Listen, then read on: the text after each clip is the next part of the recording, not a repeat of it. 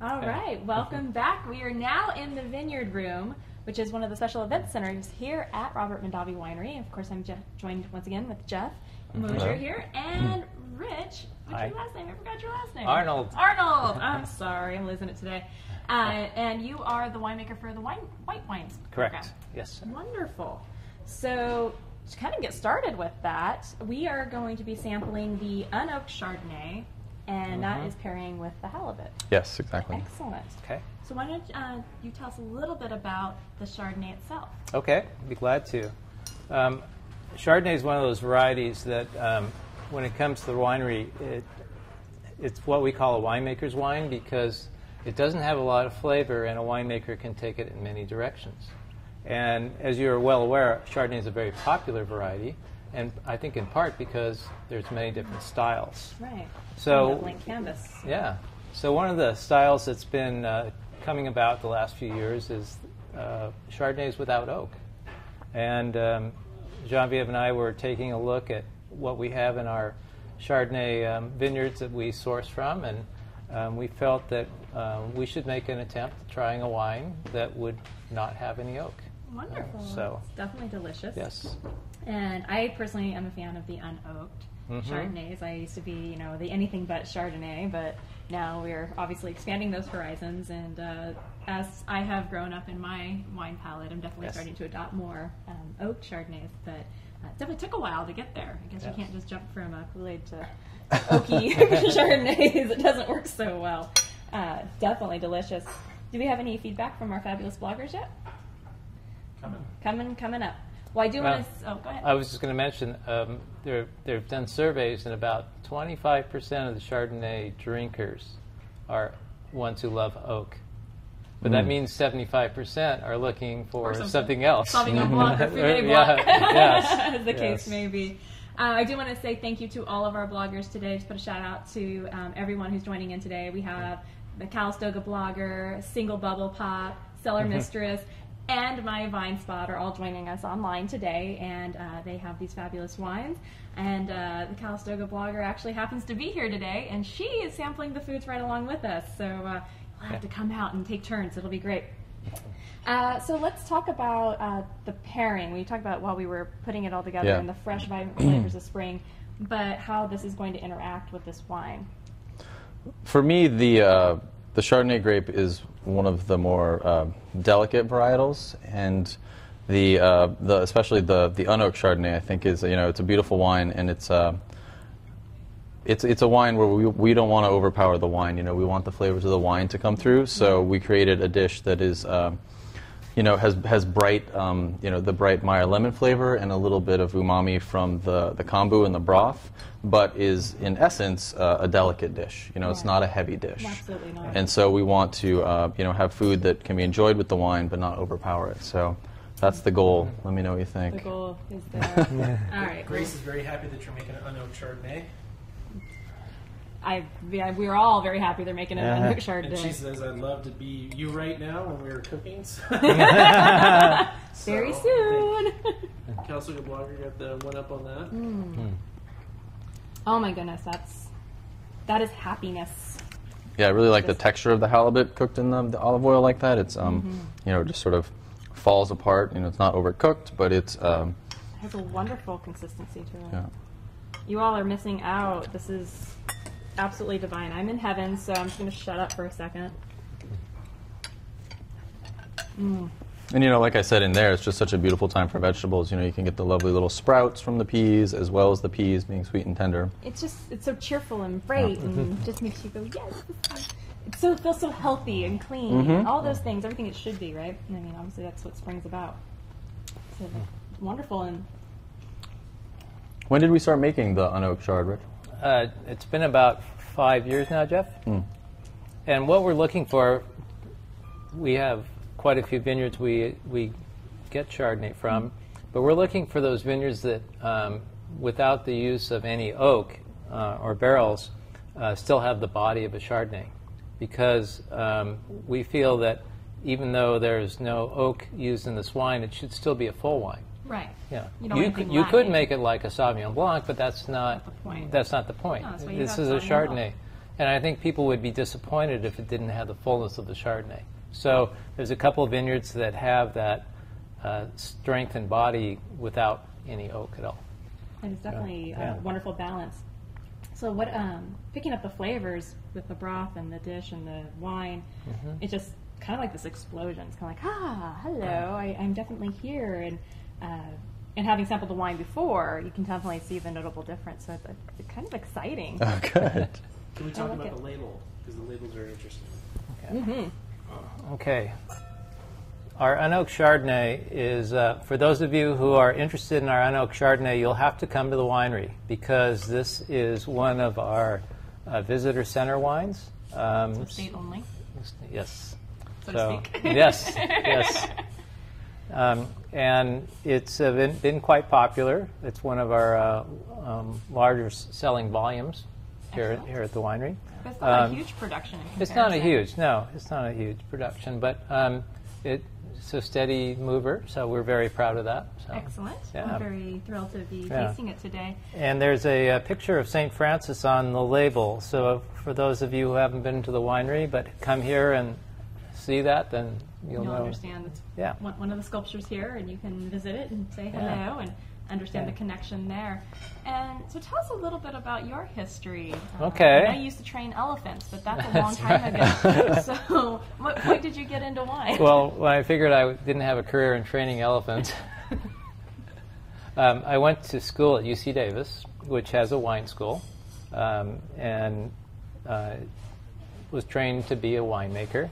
Was very fortunate to be selected by Mr. Mondavi, one of the most challenging interviews I ever had, but was happy when Just he... a little intimidating. Yeah, a little intimidating, but I started here in 1976. Wow. So Mr. Mondavi was on the beginning of his great career, and there was a number of us who were both fascinated and interested in joining on. So what an incredible time to come into wine country, especially to be with such an iconic member of the community and such a mover and shaker. That had to be super exciting. And Napa Valley was nothing like it is today.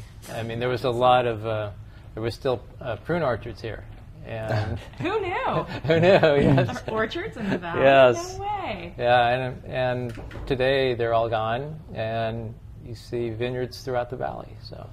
Well, awesome. And you wanted to share with us part of your history was Sure. this awesome little development. Well, when I was at UC Davis, my professor there was a professor in sensory evaluation. Basically, how to smell and taste wine. Right. So where you get notes of apricot and honey, and why are they there? Yeah, why are they there? there? Yeah. And so Anne decided that what consumers need is some way to be able to describe wines. So she got a number of us together, and we formed a committee, and we came up with what we called the wine aroma wheel. This is so cool. Yeah. So it basically is 3 different wheels on this one, and the most inner one is general aroma terms, and then as you get out, it gets more specific.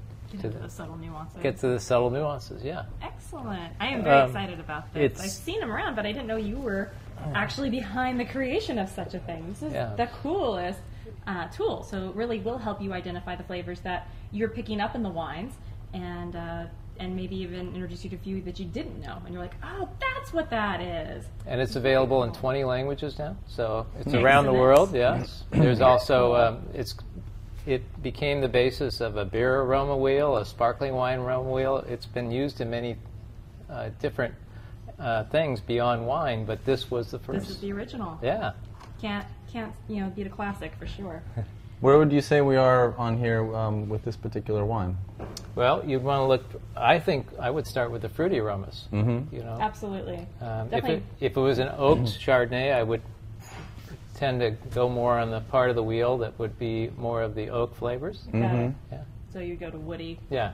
If you were going oak, so we're in fruity, and definitely getting some of that citrus vibe out of here. Yeah. And then apricot and peach kind of notes is what I'm finding.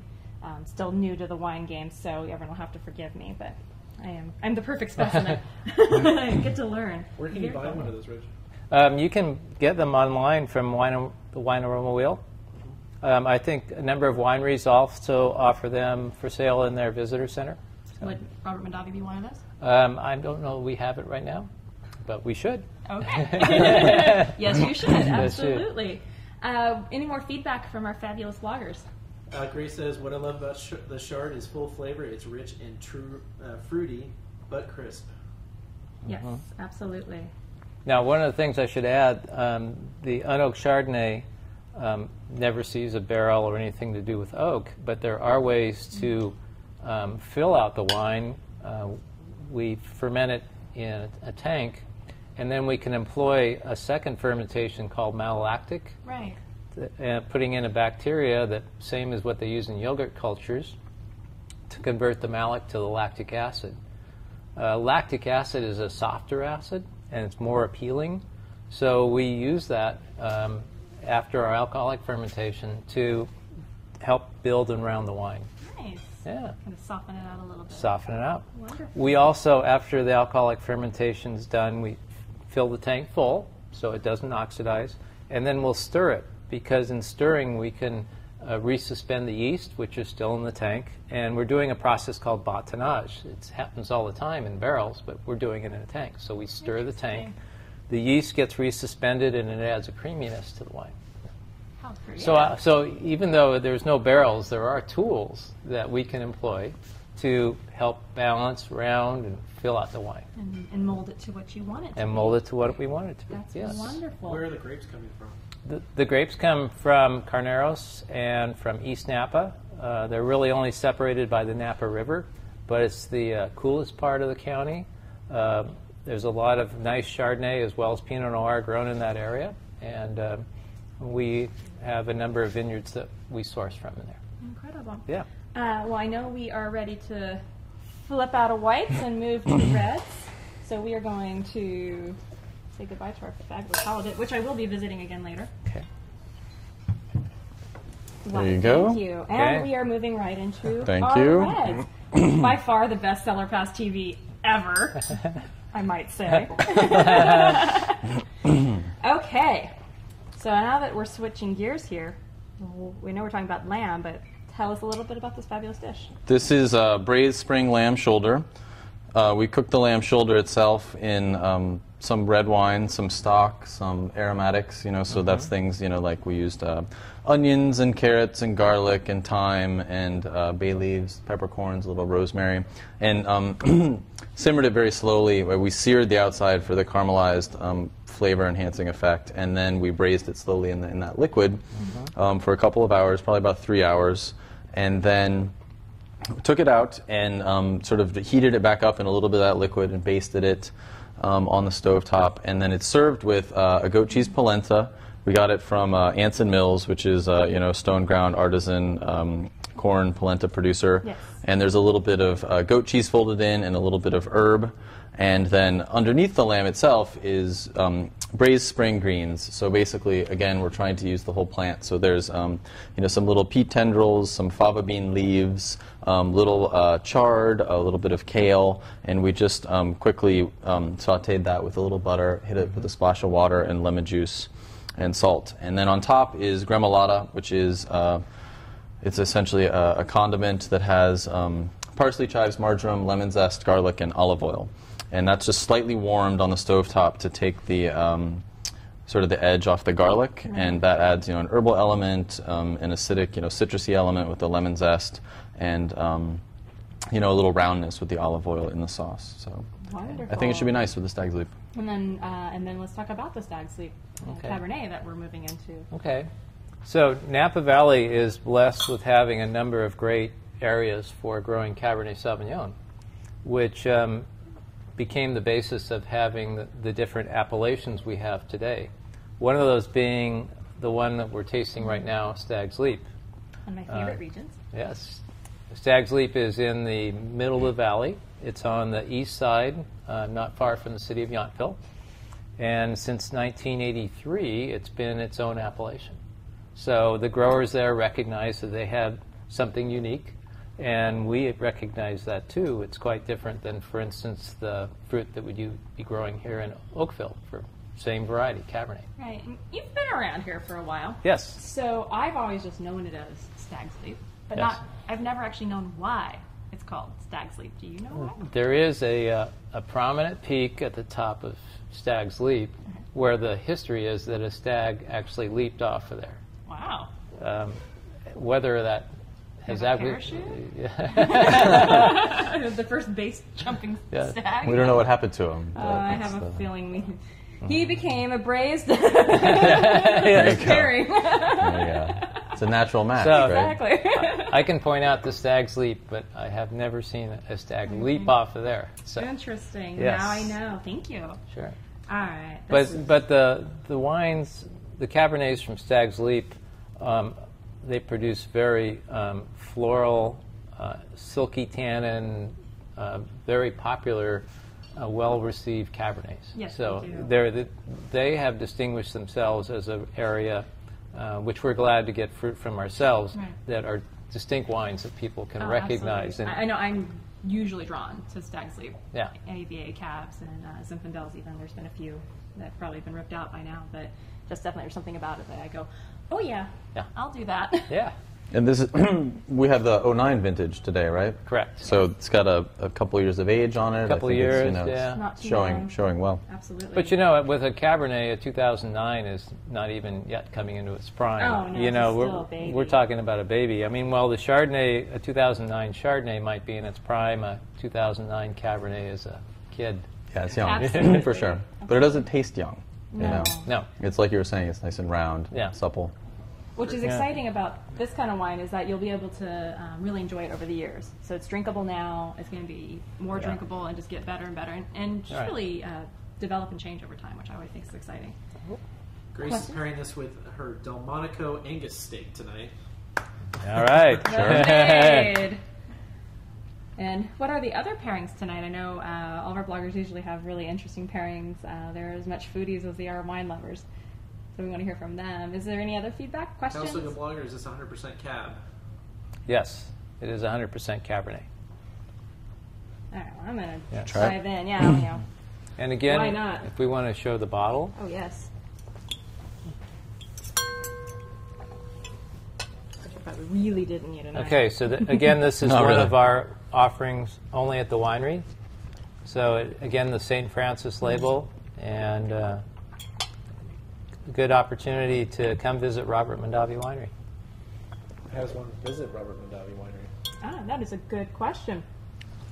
One could go to their website, RobertMondaviWinery.com, I believe, and click on reservations and visit us, and you'll be able to see the different experiences they have to offer. And of course, all of those are bookable through Cellar Pass. Surprise, surprise.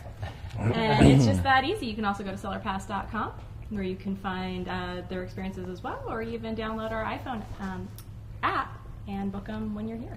Makes it really simple. And you can also sign up for some of those food programs that I was talking about yeah. online, So, or concert tickets. Speaking of, what you're seeing here is actually something you can do. They do lunches here in the vineyard room all of the time. It is an option that's readily available. Of course, you can book your own special event as well. But this is just amazing. I mean, it just takes you outside of what you typically think, oh, I'm going to go to a winery, I'm going to go to a Yeah. tasting bar, and that's going to be it. This is like a whole new level, and I think this is definitely a prize that the guests should definitely take advantage of at least once in their lifetime. Thank you. You're welcome. Yeah, and it's a nice spot. We're sitting right here in the vineyard. We have the garden right behind us, the culinary garden. Absolutely. You can see where all these things came from right here. Yeah. Just about. Yeah. And then you've got some fabulous new additions coming on. You guys are making some changes here at the property, and that's just going to Yeah, we're expanding the patio for some tables for the wine tasting, for the tasting bar. Yeah, we're expanding the reserve tasting room for have an outside patio there as well. So yeah, we're really sort of expanding the options for people to enjoy the winery. Wonderful. Just really kind of mixing it up and Yeah. kind of refreshing the old state. Yeah, keeping it just a little new. bit. Keeping it new. Absolutely. We talked a little bit earlier about some of the special events that are going on here. The concert series this summer is amazing. You've got headliners like Huey Lewis, and I mean the list went on and on. But definitely check out their website to find out about those as well. Couldn't imagine a better experience of sipping wine. Yeah, they're on the fun. lawn It's and- it's an intimate venue. It's 1,200, 1,500 people. It's not 10,000 people, and it's fun. You're you're right there next to the artists. I was real excited.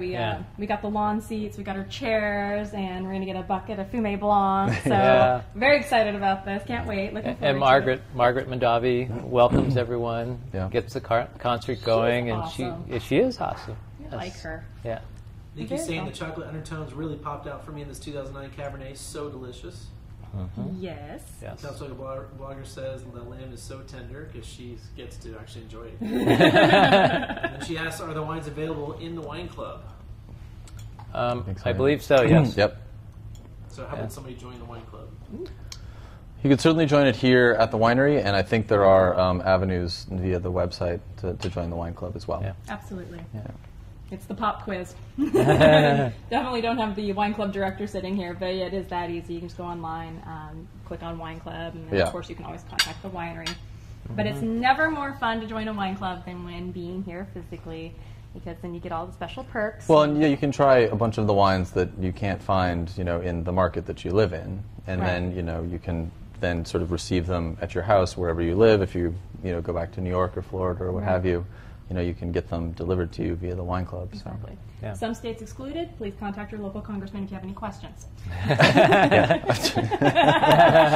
Grace is really liking this cab. She can't wait to try it tomorrow and see how it changes. Yeah, it's definitely developing. It's so beautiful. I definitely like it. Definitely a fan favorite here. The pairing, amazing. Oh, good. Absolutely Thank amazing. You. I mean, the aromas I was being tempted this afternoon. What's going on in there? No, I had to keep you out of the kitchen. You're going to eat all the food. Exactly. Get out of here. This is incredible. I am so excited. What's our other questions coming in? Velvety smooth and full of juicy blackberries and chocolate. Love, love, love. Getting lots of love coming in from our blogosphere today. Let's talk a little bit more about the cab and the production. Okay. Again, one of the reasons why this is only offered at the winery, we don't have, just like the unoaked Chardonnay, we make a respectable amount, but not a huge amount. So there's not enough to spread around the country. So it's a wine that is to be enjoyed at the winery. The vineyard that we source from is one of the classic ones in Stag's Leap. It's got a long history of producing great wines. And it's just one vineyard. So that's it. That's it. That's all you got. So we pick the vineyard a couple times. So we have a few different components to blend, but it's pretty simple and straightforward. Excellent. Great wines don't have to be made in a complicated fashion. No. If you start with great fruit, it's easier. Makes your job easier. It makes our job easier. Right. Yeah. Makes sense. So we use quite a liberal amount of new French oak barrels in it, ones that we have found that really complement Stag's Leap fruit, and then they'll be in there for 22 months. So, oh, wow. So you really let them... So they're in a long time, and we'll rack them and give them some air to help move them along, because in developing a Cabernet, that one that you want to have that is ready to drink, but as well as has some longevity, you want to introduce little amounts of air during the whole process, so it kind of opens up the wine. Because Cabernet can take a lot of air and benefit from it. It's not like a Chardonnay, which a Chardonnay is not meant to be a wine that... So do not expose to air too soon. Well, not a lot. Not a lot. A little bit, but the Cabernet is so big, it just needs to breathe. It's like I need more air than that. So a Stag's Leap Cabernet you open today should still be in pretty great shape the next day.